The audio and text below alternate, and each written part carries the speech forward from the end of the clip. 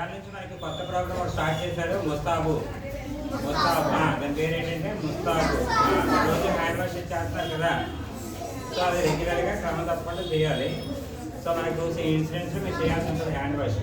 ఇప్పుడు before meal, second one after toilet. ఎప్పుడు వాష్రూమ్కి వెళ్ళినా సరే మీరు ఖచ్చితంగా హ్యాండ్ వాష్ చేసుకోవాలి, ఓకేనా?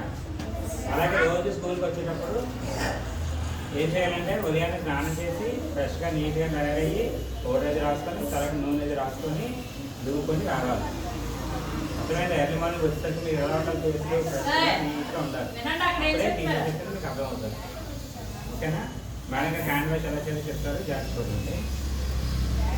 ఇంట్లోనైనా ఎక్కడైనా సరే భోజనానికి వెళ్ళే ముందు మీరు బయట ఆడుకుంటూ ఉంటారు కదా, ఏవేవో చేతితో పట్టుకొని ఉంటారు కదా, అలా డైరెక్ట్గా వెళ్ళి మీ మమ్మీ కానీ మీ డాడీ కానీ ఏమైనా ఇచ్చే తినుబండారాలు ఇస్తారు కదా, తినడానికి స్నాక్స్ కానీ ఏమైనా ఇచ్చినట్టు డైరెక్ట్గా లైక్ తీసుకొని తినేయకూడదు.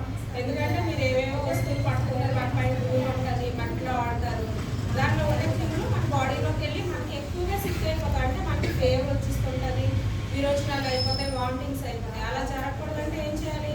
మన ఇంట్లో ఒక హ్యాండ్ వాష్ కానీ డిష్ వాష్ బాగ్ కానీ ఉంటుంది కదా, ఏది ఉంటే అది చేతిలో కొంచెం తీసుకొని కొంచెం వాటర్ వేసి ఫస్ట్ ఇలా పామని అందరూ ఇలా చేసిన తర్వాత నెక్స్ట్ స్టెప్ ఇవి ఉన్నాయి కదా, ఇలా చేయాలి.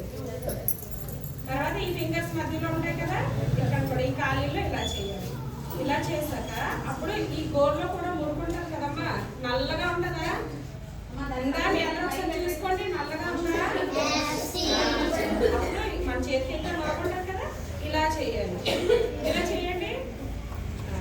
తర్వాత ఈ చేయాలి, ఇలా చేయాలి.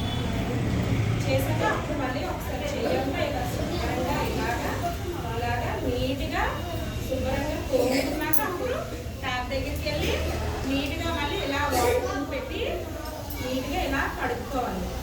కడుక్కున్న తర్వాత ఏం చేయాలి? ఇలా బట్టలు తుడిచేసుకోకూడదు. నీట్గా క్లీన్గా ఉండే టవల్ దగ్గరికి వెళ్ళి చేతులు శుభ్రంగా తుడుచుకొని అప్పుడు మనకి ఇచ్చిన భోజనం కానీ స్నాక్స్ కానీ తినండి. అలా చేస్తారా మరి మీరు? అలాగే మీరు వాష్రూమ్కి వెళ్తారు కదా, వాష్రూమ్కి వెళ్ళి వచ్చాక కూడా ఇంట్లోనైనా స్కూల్లోనైనా సరే అలాగే నీట్గా చేతులు క్లీన్ చేసుకోవాలి. చేసుకుంటారా? అలా చేసుకోకుండా తింటే ఏమవుతుంది మనకి? అవునా? అలాగే చాలా మంది పిల్లలు గోలు పెంచుకుంటారు. అందరు గోలు చూపించండి ఒకసారి. Very good. ఎవరికైనా గోళ్ళు ఉన్నాయనుకోండి, నీట్గా ఇలా కట్ చేసుకోవాలి. మాకు గోళ్ళు ఉన్నాయా? ఎందుకంటే దాంట్లో ఉండే మురికి ఉండిపోతుంది. మనం ఎంత కడిగినా సరే ఆ మురికి పోదు. మనం తినేటప్పుడు అది మన నోట్లోకి వెళ్తుంది, దానివల్ల ఇన్ఫెక్షన్స్ అవి అవుతాయి.